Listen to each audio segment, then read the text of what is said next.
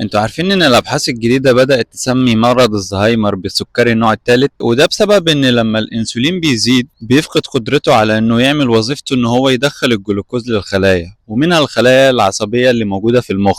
فلما الجلوكوز يزيد الخلايا العصبية ما بتعرفش تستخدمه كمصدر للطاقة، فبالتالي الخلايا ما بتعرفش تشتغل، وبسبب كده مقاومة الأنسولين ليها رابط كبير جدا بمرض الزهايمر. في الفيديو الأساسي أنا شرحت إيه الرابط الجيني والسمات الأيضية اللي ما بين مقاومة الأنسولين ومرض الزهايمر، وشرحنا كمان ازاي ممكن نتفادى المرض ده وايه اللي ممكن نعمله عشان ما نتصابش بمرض الزهايمر في المستقبل. نمط الحياة اللي انت تغيره في حياتك اليومية النهاردة هو ده اللي هيخليك تبقى عندك شيخوخة صحية من غير اي مرض. تابع الفيديو الاساسي، انا شرحت كل ده بالتفصيل، واتكلمنا على دراسة تجميعية انا شاركت فيها شرحت كل ده بالتفصيل، وشرحت مقاومة الانسولين وعلاقتها بالزهايمر وايه النمط الحياة اللي احنا ممكن نستخدمه زي الرياضة وأنواع التغذية اللي ممكن تحمينا من مرض الزهايمر. فتابع الفيديو الأساسي.